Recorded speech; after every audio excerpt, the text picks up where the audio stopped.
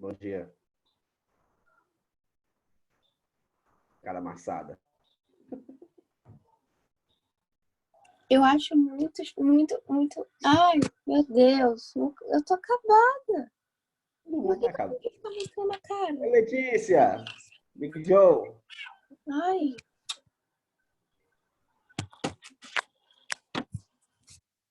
Tá todo mundo acabado, velho.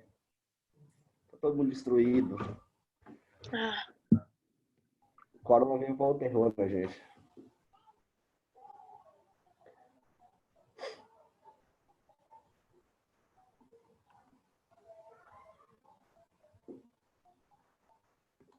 Ligar a câmera mais tarde. Ei, coloca logo presença logo no chat lá. Escreve o nome de vocês. Presente. Vai lá.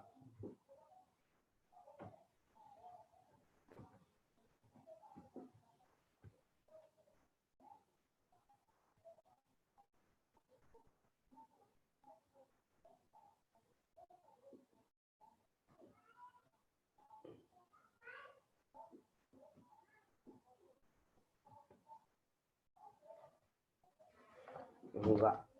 Ah, não aparece não.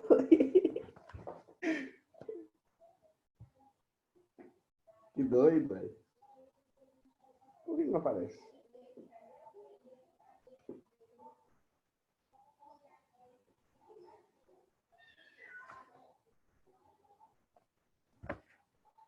Aparece não.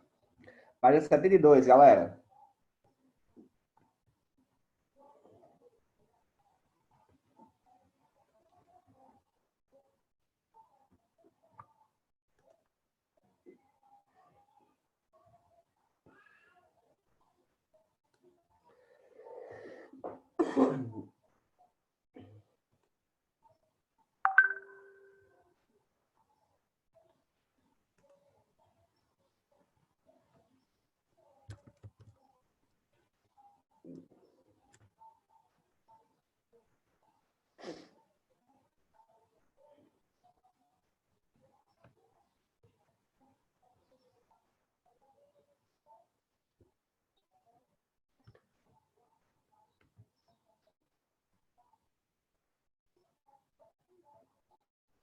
Ei, Bárbara, Inaê, Garela, Bia.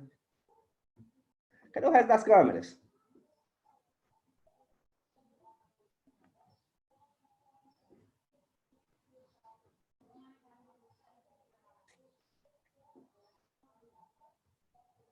Aê, galerinha.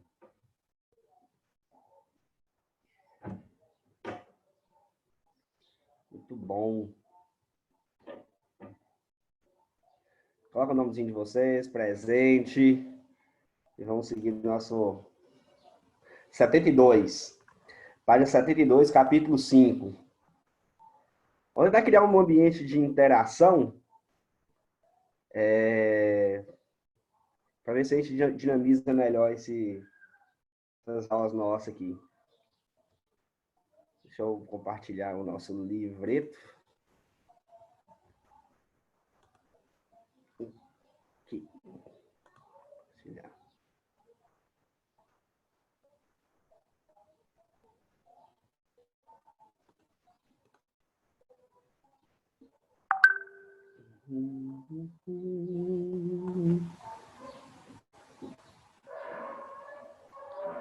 E Naê tem ao fundo a geladeira da Heineken, velho. Isso aí. Isso aí é pra matar a gente de inveja. Ai, ai, senhor. Muito bom. Cadê você?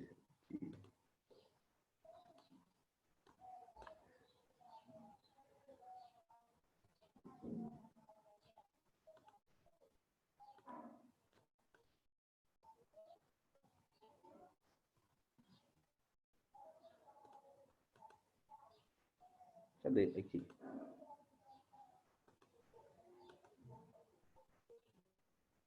Pronto, acho que todo mundo já chegou já, então vamos começar nossa aulinha aí, galera. Nossa aulinha é ótima.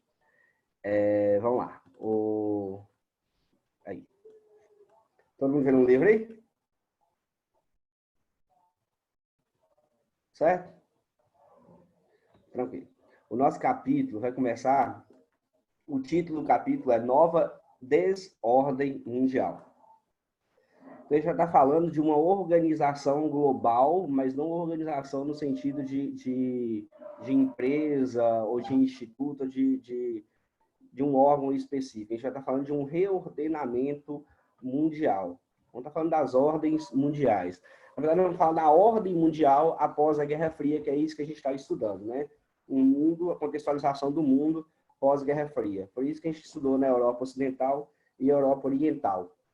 Espero muito que vocês tenham entendido que a divisão entre a Europa Ocidental e a Europa Oriental provocou consequências para o espaço atual dessas duas regiões europeias. Então, a gente vai entender agora como que o mundo se organiza pós-Guerra Fria. Como que vão ser estabelecidas essas relações pós-Guerra Fria. No início do capítulo de vocês aqui, vai fazer uma abordagem sobre o joguinho de xadrez, né? Eles vão usar o jogo de xadrez aqui para fazer a gente despertar o interesse, o entendimento sobre as estratégias. O jogo de xadrez é um jogo extremamente estratégico, vocês certamente conhecem, né? Não sei se jogam, mas certamente conhecem. É um jogo extremamente estratégico e cada peça do tabuleiro ele vai fazer uma diferença. Então, o jogo ilustrado aqui, um jogo de xadrez em cima do mapa mundi, é justamente para entender as estratégias que cada país usa para se posicionar no globo. Obviamente, essas posições e esse ordenamento desses países, eles vão provocar interferências dentro de um contexto global, principalmente no mundo de hoje. E a gente vai tentar entender um pouquinho porque que vai sempre falar no mundo de hoje. Acho que eu tô parando, né? A gente vai sempre falar sobre o mundo de hoje. Porque o mundo de hoje não é o mesmo mundo de ontem. Brincadeira. Mas, assim, é porque a gente tem um processo de intensificação das relações globais a partir da década de 60, década de 70, com a evolução do meio de comunicação, meio de transporte, essa aproximação e essa maior conectividade do mundo. Por isso que a gente vai sempre falar do mundo de hoje. As relações hoje são mais intensas. E como que os países vão se posicionar em relação a isso? Durante a Guerra Fria, a gente já viu que a gente tinha um ordenamento, uma ordem de influência, numa perspectiva bipolar. A gente tinha Estados Unidos e União Soviética. Pergunta: como que um país vai conseguir influenciar o outro? Como que as diretrizes de um país, vamos pegar os Estados Unidos, por exemplo, como que as diretrizes dos Estados Unidos, os ideais dos Estados Unidos vão influenciar na minha vida no Brasil? Simples. Quando eu tenho o desejo, por exemplo, de ir à Disney no final do ano, eu tenho esse desejo de ir à Disney por quê? Por que eu quero ir para a Disney e eu não quero visitar, sei lá, as pirâmides do Egito? Porque é colocado para mim que ir para a Disney é mais legal. Ah, mas é porque quer dizer então que eu não tenho uma perspectiva, eu não tenho uma visão crítica do mundo. Eu não tenho uma visão crítica do mundo, eu não tenho uma perspectiva. Não. Não necessariamente. Mas os Estados Unidos não vai conseguir se impor em relação a outros grupos. O Egito, por exemplo, com as pirâmides, que é o exemplo citado, não vai conseguir influenciar as pessoas. Por que não vai conseguir influenciar as pessoas? Com poder econômico muito menor. Ela não consegue mostrar para as pessoas que as pirâmides são muito mais legais, por exemplo. Os Estados Unidos, ela consegue pegar a Disney e não ser simplesmente um parque temático. A Disney ela vai fazer parte da vida da gente nos filmes, ela vai fazer parte da vida da gente na música, ele vai promover uma mudança, uma alteração no nosso jeito de vida, no nosso modo de vida, no nosso modo de ver, se divertir, de fazer as coisas. Então, a partir disso, a partir dessas influências, que os países vão exercendo as suas hegemonias. Na União Soviética, por exemplo, essas influências eram muitas vezes na base da força. Países igual a Iugoslávia, por exemplo, que elas aderiram ao socialismo, eles fazem isso de maneira forçada, eles impõem esse sistema ali. Na Alemanha Oriental, eles impõem aquele sistema ali. Como que eles impuseram aquele sistema? Pós Segunda Guerra Mundial, o Hitler ele vai perder, né, a guerra, tal, o Exército Vermelho vai invadir aquela parte da Alemanha, que é a Alemanha Oriental, que vocês já estudaram, e a partir dali as pessoas vão ser obrigadas a viver sobre o regime comunista. Existem outros países que não foram necessariamente obrigados, foram influenciados a viver o sistema socialista. Cuba, que é um exemplo bem próximo da gente aqui. Cuba, a partir da Revolução Cubana, com Fidel Castro, tal, eles vão aderir ao socialismo. E a União Soviética vai exercer influência sobre Cuba? Sim. A União Soviética tinha muito dinheiro nessa época. Então, Cuba, a única coisa que Cuba produzia de valor econômico era açúcar. A União Soviética pagava um valor extremamente alto no açúcar cubano, simplesmente para manter aquele sistema. Então, a partir dessas influências, a partir desse poder econômico, a partir desses poderes políticos que os países vão tendo, eles vão estabelecendo essas hegemonias. Bacana? Então, essas hegemonias é justamente o exercício de poder político e econômico sobre os outros países. Então, durante a Guerra Fria, a gente teve uma bipolarização, os Estados Unidos e a União Soviética exercendo essas influências sobre o mundo inteiro, ou o mundo era capitalista ou o mundo era socialista. Até a década de 70, principalmente, era exatamente desse jeito. A partir da década de 70, você começa a ter países que não é nem uma coisa, não é tão maniqueísta, né? Não é nem capitalista, nem socialista. A China é um exemplo muito bom disso, mas depois a gente vai ver. Mas o que eu quero falar para vocês é sobre as hegemonias, os poderes econômicos, os poderes políticos que os países vão exercendo, que vai estabelecer essas ordens mundiais. Né? O questionamento do... Depois, volta. Eu não queria fazer isso. Volta aqui. Eu quero fazer isso. Exatamente assim. Então, a nova ordem mundial. Por que você fica aqui? Tem alguma coisa na minha frente.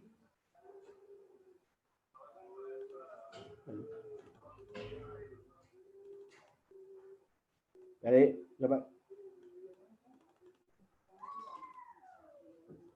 Travou meu negócio aqui.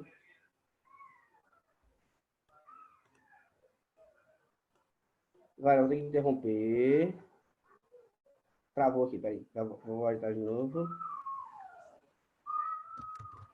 Peraí. Ela travou.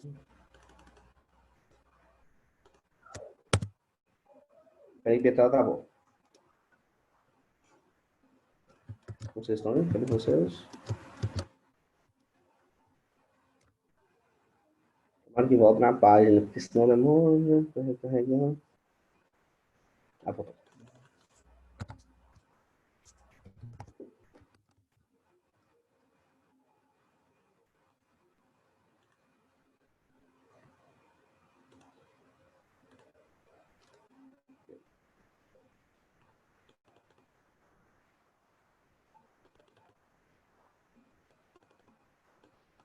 Gente,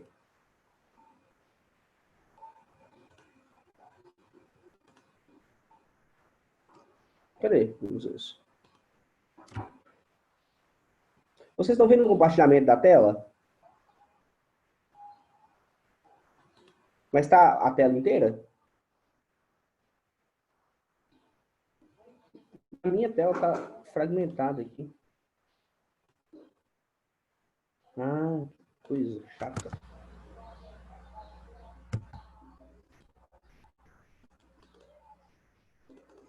Tá. Então vamos lá.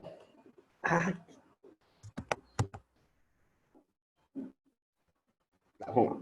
Então a gente tem a nova ordem mundial, que é justamente a ordem estabelecida na página 33, tá? É porque eu estou tentando aproximar, não estou conseguindo, estou travando. Mas dá para vocês verem aí. Na página 33, vai começar a falar para a gente sobre a nova ordem mundial, que é a ordem estabelecida após o fim da União Soviética. É quando você tem o fim a queda do Muro de Berlim. A queda do Muro de Berlim é um marco definitivo para o início do fim da União Soviética. Então, após o queda do Muro de Berlim, o sistema vai ruindo, até 1991 acabar de vez a União Soviética. Então, a partir disso, a gente tem uma outra ordem no globo. A gente vai ter uma ordem que alguns livros vão chamar de unimultipolar. O multipolar tem a ver com vários polos de influências econômicas, né? E o uni seria sobre o poder que os Estados Unidos ainda exercem sobre o mundo pelo seu poderio militar. Após 1991, após o fim da União Soviética, os Estados Unidos vai ser a nação mais poderosa economicamente falando do mundo. Os Estados Unidos vão se estabelecer no mundo como um país extremamente polarizador nas questões econômicas e extremamente polarizador nas questões militares. Qualquer país, qualquer conflito que os Estados Unidos entrassem, certamente o lado dos Estados Unidos sairia vitorioso pelo poder militar que os Estados Unidos têm. A Rússia, que é quem assume as heranças da União Soviética, ainda nesse contexto vai ter um poder militar muito grande.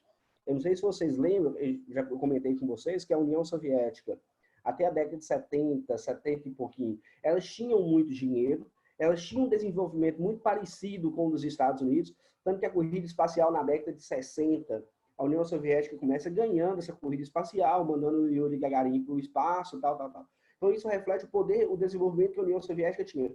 Só que a União Soviética tinha um detalhe, eles investiam quase todo o dinheiro que eles tinham nas indústrias bélicas.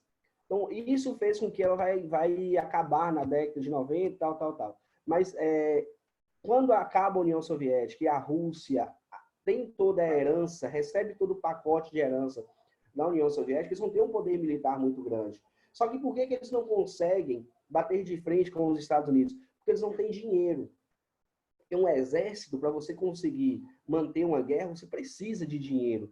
Não é só das armas. As armas têm custo de transporte, custo de viagem, custo de soldados, enfim. Os Estados Unidos, então, a partir do fim da União Soviética, tinha muito dinheiro, tinha um poder político muito grande, porque, afinal de contas, eles conseguiram estabelecer no mundo, estabelecer um mundo capitalista com um sistema que eles era o cabeça, né, o sistema capitalista. Eles tinham um exército muito grande e tinha dinheiro. Então, a ordem unimultipolar vem desse poder político, econômico e militar dos Estados Unidos. Só que essa ordem multipolar, tirando o uni, né, a ordem multipolar, ela vai se estabelecer a partir de quê? Ela vai se estabelecer a partir de outros polos econômicos do mundo que não é somente os Estados Unidos. Obviamente, os Estados Unidos ainda é um polo de poder muito grande. Os Estados Unidos vai exercer uma influência muito grande sobre o mundo. A gente tem um mapinha aí, ó, que a gente tem as bolinhas aí que reflete que são os polos de poder de países mais desenvolvidos. Você vai ver que a bolinha roxa maior está nos Estados Unidos, porque os Estados Unidos é a maior potência econômica do mundo como um país único. Só que a gente vai ter mais dois polos de poder extremamente importantes. A gente vai ter a Alemanha na Europa e a gente vai ter o Japão no leste asiático, né? No extremo leste, no leste asiático. Então a gente vai começar a ter uma ordem mundial que já não é mais polarizada. Não é somente os Estados Unidos que vai fazer isso. E além de você observar que a Alemanha é um polo de desenvolvimento, um polo de influência muito grande, você nota que os outros países ao entorno da Alemanha também se tornam polos de influência. E esses países, no contexto da Guerra Fria, vão se juntar e vão formar a União Europeia. Então, quando encerra a Guerra Fria, quando encerra a Guerra Fria, não. Quando encerra a União Soviética, essa ordem bipolar estabelecida ela é acabada. E a gente tem uma nova ordem mundial. No ano seguinte, em 1992, você tem a assinatura do Tratado de Maastricht, que vai formalizar a União Europeia. Ou seja, dentro desse contexto, os países europeus entendem que eles não podem ser menor do que os Estados Unidos. Eles não podem sofrer influências econômicas dos Estados Unidos. Como que os Estados Unidos vão influenciar economicamente? Eu não sei se vocês conseguem imaginar isso, né? Mas se vocês assistirem os jornais hoje, por exemplo, a gente tem um drama no mundo hoje. A gente tem um drama extremamente estabelecido e muito bem estabelecido. Porque você tem uma economia global que vai ficar em decadência, pelo menos pelos próximos 2 anos. Com certeza, os noticiários vai ser sempre falar sobre essa decadência econômica em função desse coronavírus, porque o mundo inteiro tem mais ou menos 2 meses que está com a economia extremamente freada. Fala-se em redução do PIB mundial a 5, 6, 7%. Isso é muita coisa, muita coisa. Você vê nos Estados Unidos o número de desempregados assim, explodindo, chega a 30, 40 milhões de pessoas nos Estados Unidos de desempregados. Mas o que isso tem a ver com a ordem, com o poder dos Estados Unidos? Com quem que o mundo está preocupado, os noticiários estão preocupados? Exatamente como que os Estados Unidos e a China vão se posicionar diante dessa crise. Olha como que esse poder econômico gera uma influência política sobre o mundo. Ninguém está preocupado com o que o Brasil vai fazer para resolver o problema da crise no Brasil. A gente está preocupado com o que os Estados Unidos vai fazer.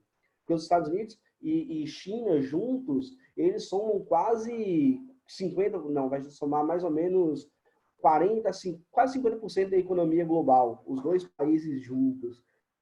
Então, esse ordenamento econômico, eles vão guiar, os Estados Unidos e a China vão guiar a recuperação econômica do resto do mundo. Depois a gente tem a Europa. A Europa, com seus países, eles também vão participar desse reordenamento global. Então, quando você tem uma economia muito grande, que é o caso dos Estados Unidos, é o caso do Japão, é o caso da União Europeia, essas economias vão viver dentro de uma... Como é que é o nome? Tá? Fugiu a palavra agora. Uma órbita, e os outros países vão ser países satélites desse grande poder econômico. Tipo, por que o presidente do Brasil hoje fica puxando o saco dos Estados Unidos? Porque a gente tenta seguir uns ideais parecidos com os Estados Unidos, mas a gente não pode nunca bater de frente com eles, porque a gente não tem poder econômico para isso. Se eles resolverem embargar a nossa soja nos Estados Unidos, igual eles fazem com Cuba, com os produtos cubanos, nós estamos mortos. E eles têm poder para fazer isso? Tem. Porque se eles não comprar do Brasil, eles compram em qualquer lugar do mundo que eles têm dinheiro, né? Então, essa é a questão. Então, após a Segunda Guerra Mundial, após o fim da ordem bipolar, a gente tem esse mundo estabelecido aqui. A gente tem os polos de poder aqui dos Estados Unidos. Cadê aqui? A gente tem aqui Estados Unidos. Opa. Eu faço para riscar esse tem mais fino.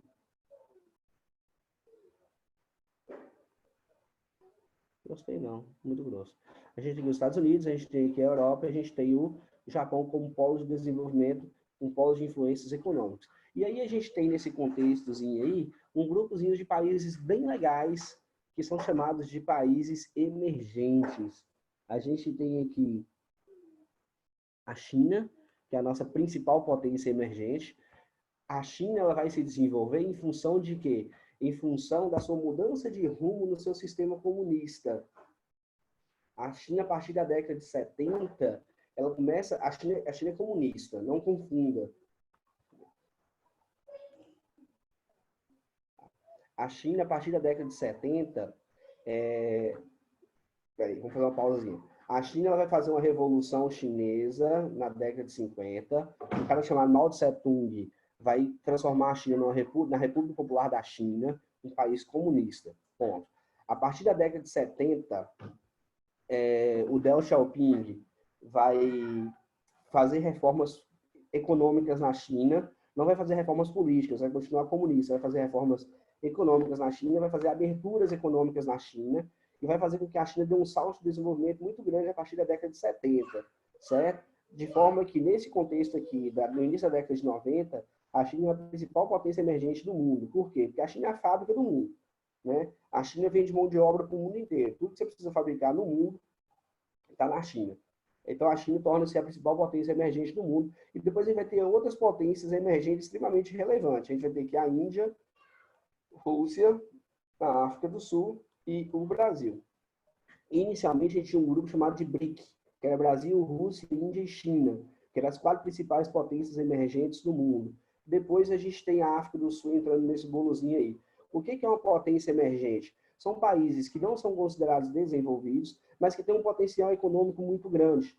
São países que podem tornar-se países desenvolvidos. Por que a gente não é desenvolvido? A gente não é desenvolvido porque a gente que eu falo, Brasil, Rússia, Índia, China, África do Sul. Mas por que Brasil, China, Índia, principalmente, não são países desenvolvidos? Porque a gente tem um déficit social muito grande. A gente tem uma sociedade muito desigual ainda. E um país, para ser considerado um país desenvolvido, o desenvolvimento econômico, ele tem que ser...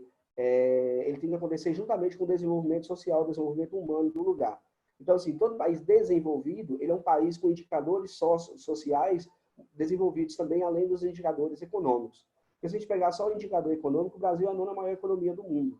Só que se você pegar o IDH, que faz uma tríade, um tripé, o Brasil está aí no 72º lugar no mundo, bem distante do indicador econômico.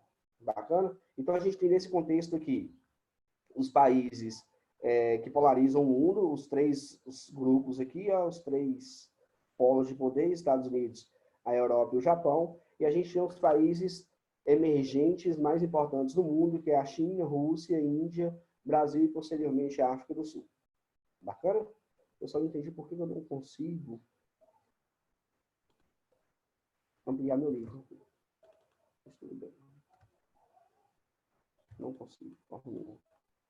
Então, aí tem três atividadezinhas que vocês vão fazer. A gente vai fazer e vai debater isso aqui. Identifique no mapa, cadê? A principal potência militar e econômica da atualidade. Então, o que a gente tem como potência econômica militar aí? A gente tem os Estados Unidos da América. Pode anotar aí. Cadê?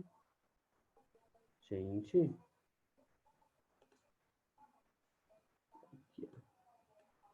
Potência militar e econômica da América, a gente tem os Estados Unidos da América. E a principal potência emergente, quem é a principal potência emergente é China, a China. Anotem aí, galerinha. Muito bem. Qual é a posição do Brasil na nova ordem mundial? Então, o Brasil, ele está...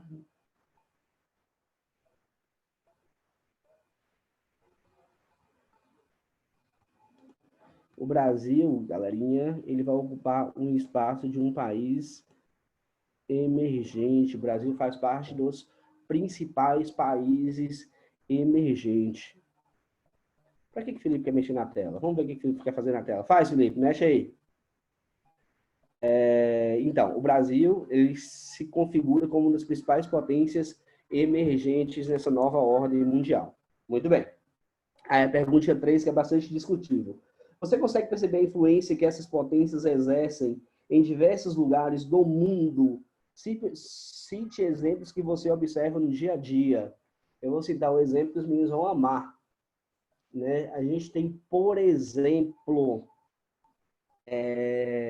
o BTS. O BTS é da Coreia do Sul, não é assim? É um grupinho K-pop da Coreia do Sul. Elas vão influenciar o resto do mundo inteiro? Vai. Dificilmente vai ter alguma região, alguma região do mundo, talvez um país específico, sim, que não conheçam, mas você vai ter uma região do mundo que não conheça a cultura K-pop. Uma outra coisa que a gente vai ter difundida no mundo assim, de maneira extremamente ampla, principalmente na década de 80, é a cultura dos mangás japoneses. Você vai ver pessoas comentando sobre as histórias japonesas, os mangás japoneses. A gente tem um game nos Estados Unidos, a gente Nos Estados Unidos poderia falar os fast foods também. Os fast foods, McDonald's.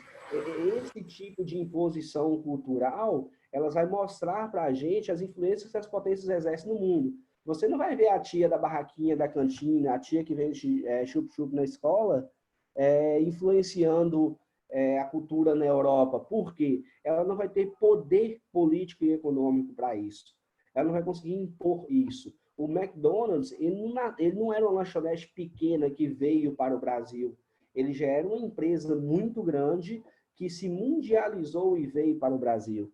Tranquilo? Então, a partir desse poderio econômico, dessas influências militares, dessas influências culturais, que você vai ter esses estabelecimentos das potências, né? Eu estou perdendo o mouse aqui, está viajando. Você vai ter, a partir dos poderes econômicos, políticos, você vai ter o exercício dessas ordens mundiais desses países sobre outros aí. Bacana? Filmes também.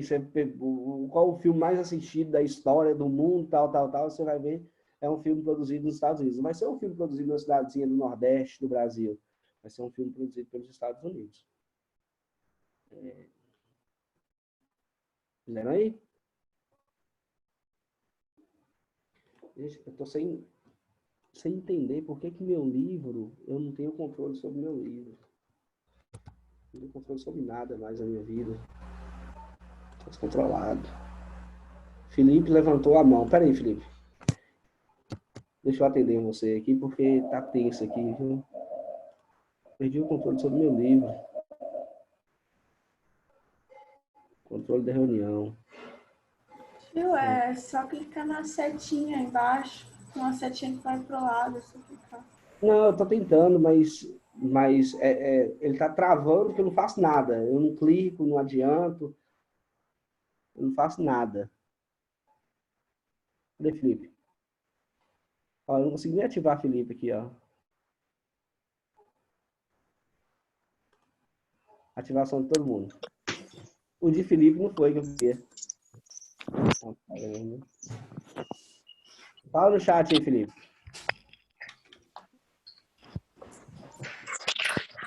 Gente do céu. Cadê ele?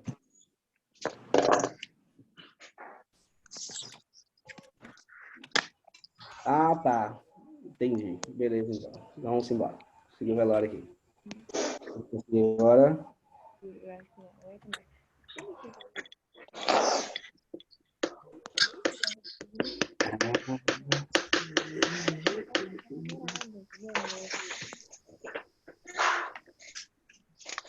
Vou mandar o nome por causa da chamada. Sim, senhora. Sim, senhora. Para mandar o nome por causa da chamada, que aí fica gravado já.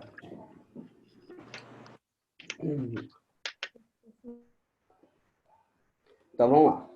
Aí a gente tem aqui... Aí, opa, consegui. Vocês estão vendo a minha tela aí, né? O livro, né? Aí.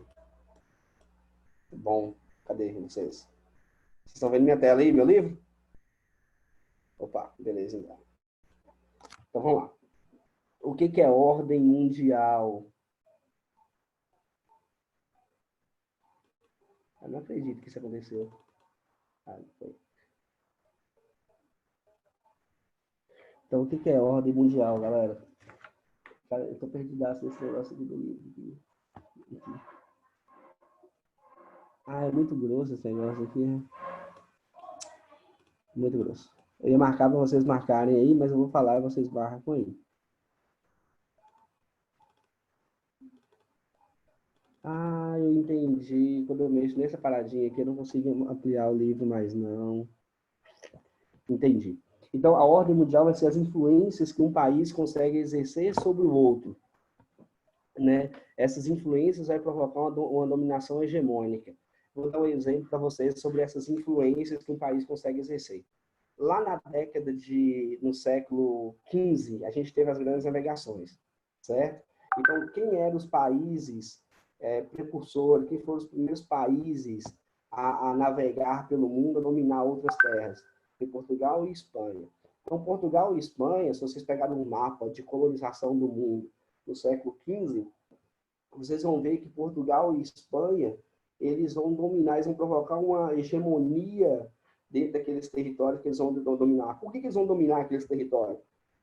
Porque eles vão chegar no território pouco desenvolvidos, territórios onde as pessoas não conseguiram se preparar para aquela guerra, para aquele conflito, e eles vão dominar aquelas pessoas. Essa dominação vai acontecer primeiro numa ordem militar, né, por imposição, e depois vão se estabelecendo ordens econômicas e políticas sobre o território.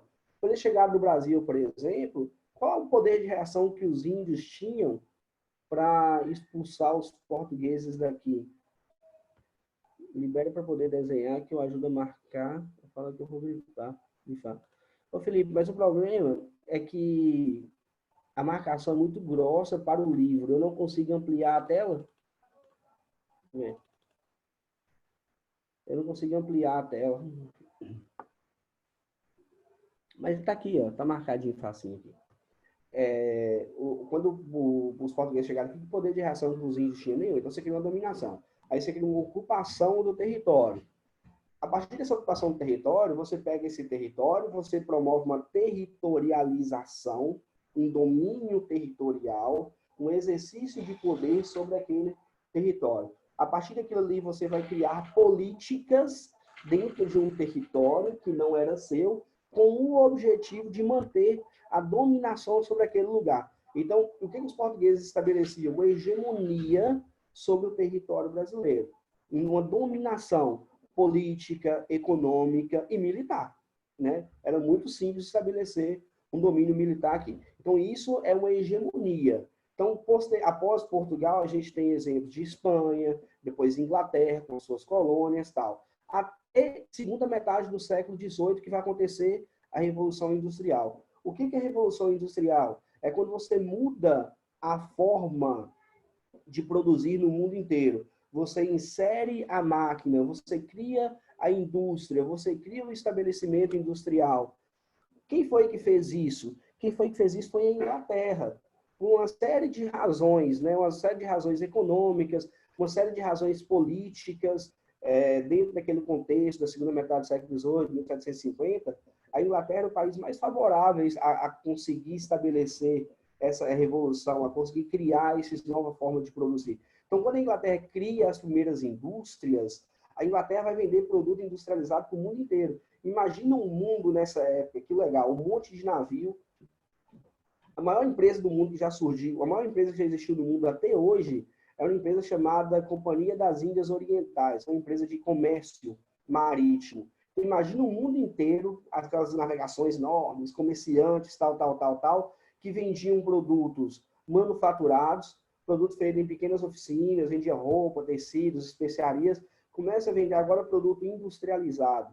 A Inglaterra começa a vender produto industrializado para o mundo inteiro. Então, quem vai exercer a hegemonia econômica no mundo naquele momento?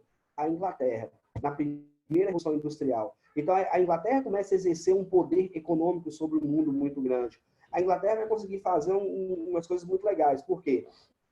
Ela vai ter muito poder econômico, ela vai ter muito dinheiro, então ela vai vender muita mercadoria, ela vai conseguir construir uma relação comercial dela para os outros países, fazendo com que os outros países sejam dependentes dos produtos dela.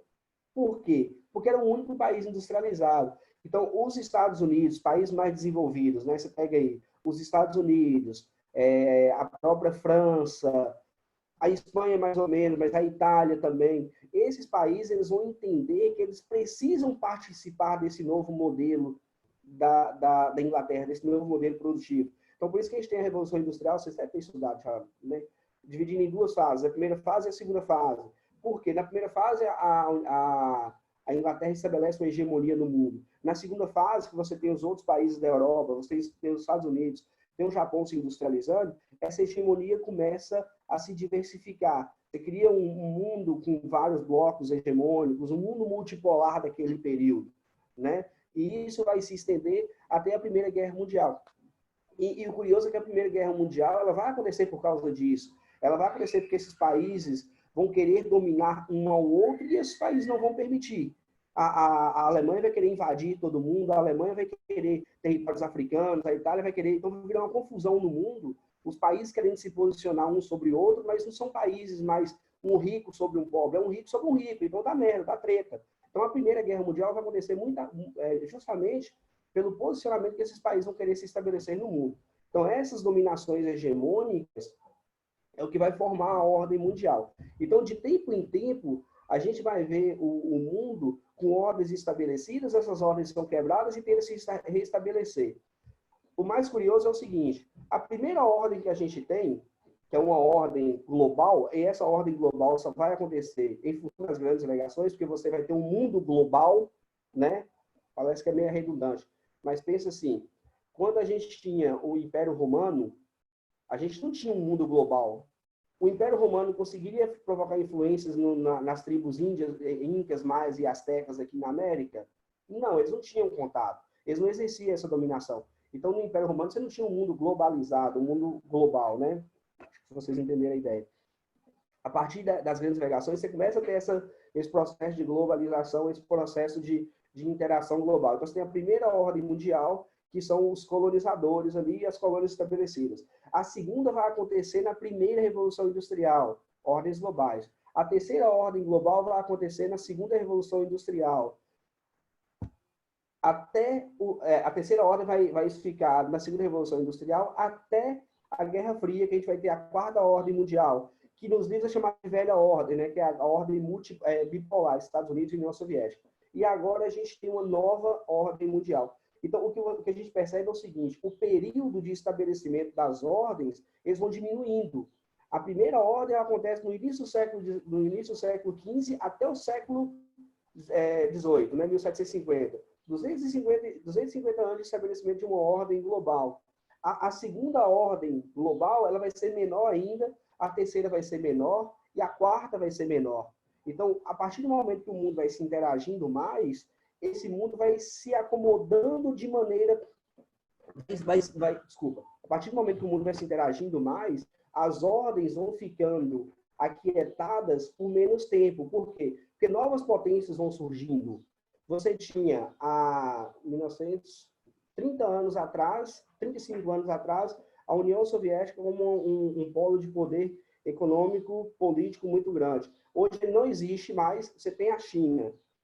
Daqui 10 anos a gente pode ter a Rússia de novo voltando ao poder, voltando a ser um polo de poder econômico, a gente pode ter a Índia, pode ter o Brasil, pode ter outro país, porque o mundo, quando ele se conecta, ele torna-se muito mais dinâmico, e o mundo mais dinâmico ele vai mudar e acelerar de maneira muito mais rápida. Tranquilo? Olha só.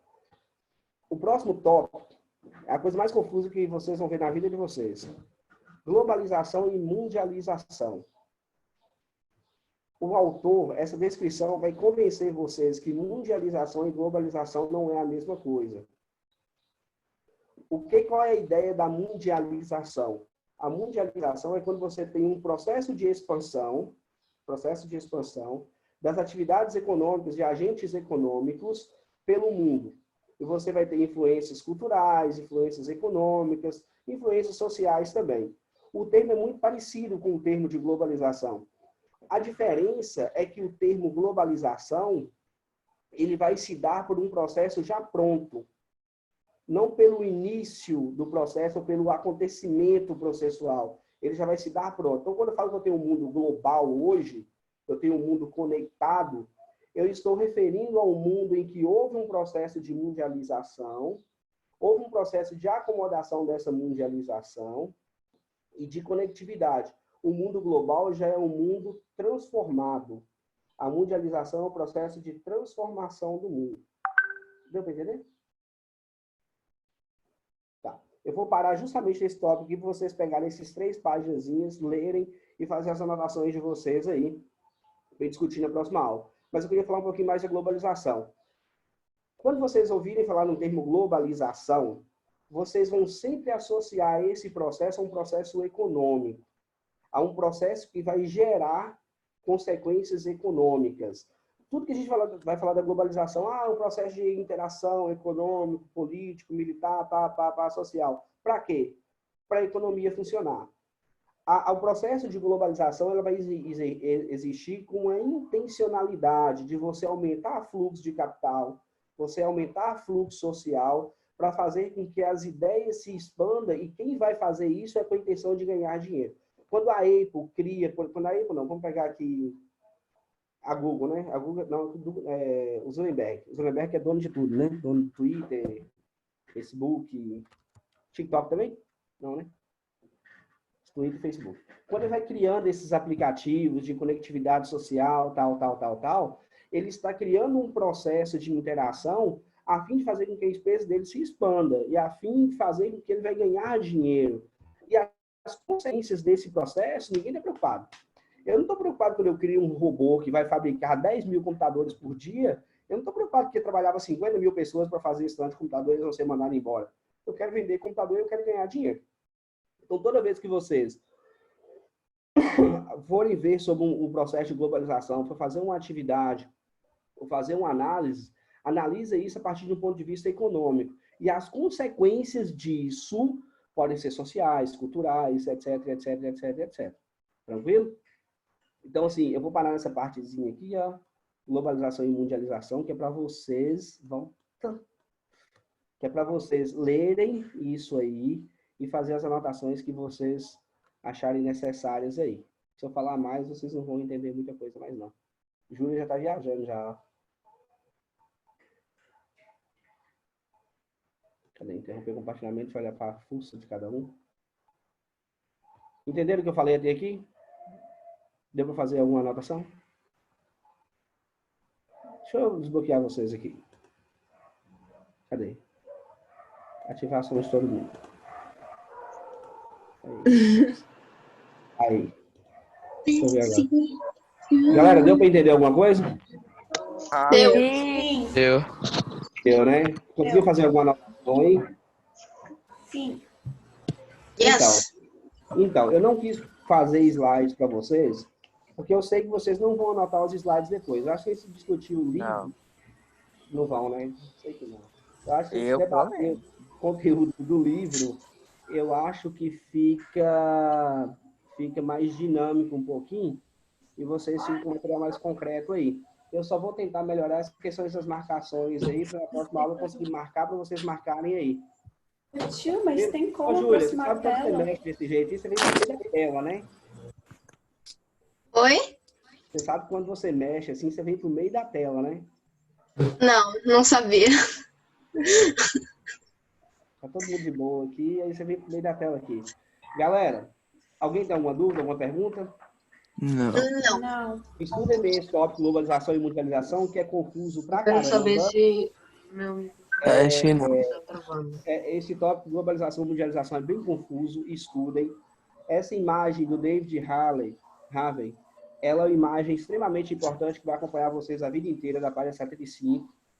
Compreender essa imagem é compreender o processo de globalização.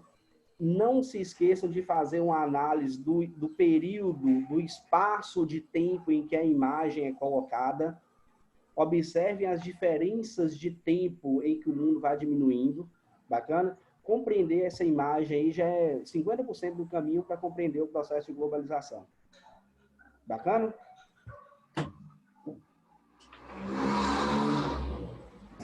Todo mundo colocou presente. Galera, todo mundo colocou presente lá. Quem não colocou, coloca, que eu vou encerrar a aula. Fiquem com Deus.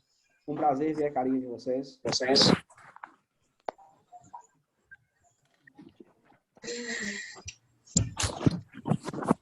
Quem não colocou, coloca presente lá e até a próxima aula. Estou com saudades. Não sei se dá para aparecer. Eu também tô, tio. Não é? Vontade de ir para a escola, tá? Brigar com todo mundo. Nunca pensei que eu ia gostar tanto de acordar cedo. Pois é. Mas as coisas só faz falta quando a gente não tem. Quando a gente tem, não faz falta, não. Parece óbvio, mas é filosófico isso. Um beijo para vocês. Vou encerrar a aula. Tchau, tchau. Tchau.